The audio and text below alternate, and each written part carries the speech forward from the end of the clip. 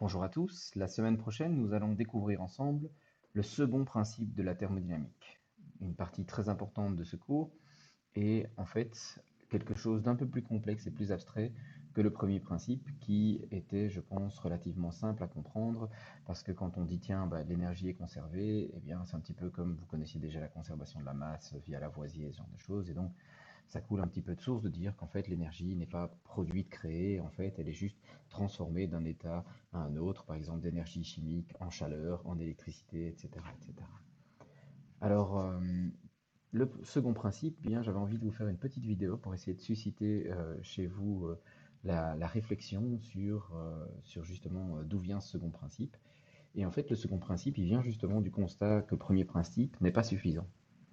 On va prendre l'exemple d'un système isolé qui contient deux volumes séparés par une paroi et qui sont à des températures différentes. Donc vraiment, juste dire pourquoi est-ce qu'on dit il est isolé, donc ça veut dire qu'il est coupé de tout et j'ai deux sections avec du coup des températures différentes.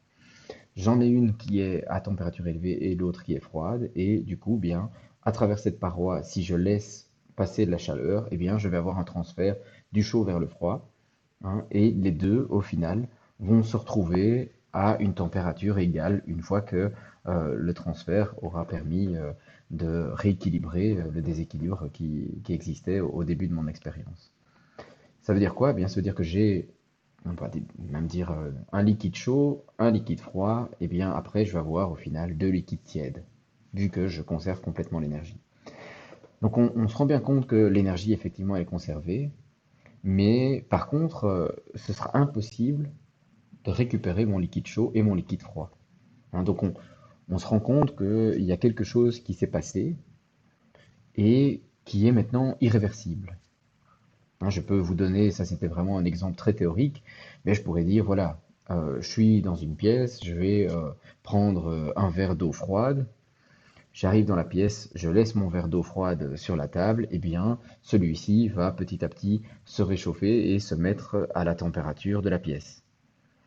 Eh bien, l'énergie, au final, elle sera conservée parce que c'est l'énergie de la pièce plus le verre qui seront toujours conservés.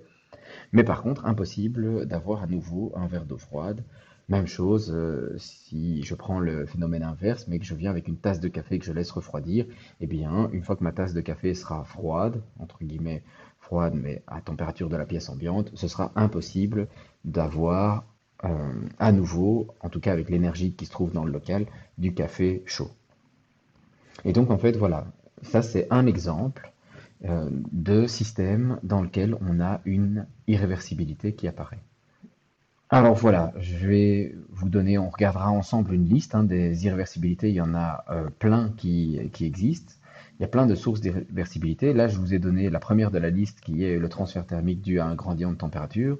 Je vais vous donner un autre exemple qui est l'expansion soudaine. À vous euh, de me dire ce que vous connaissez d'expansion soudaine et ce que vous savez. Allez regarder un petit peu sur Internet. Et sinon, eh bien, je vais vous demander dans les commentaires Facebook de la vidéo de me donner, en fait, pour vous, quelles sont les sources d'irréversibilité que vous connaissez.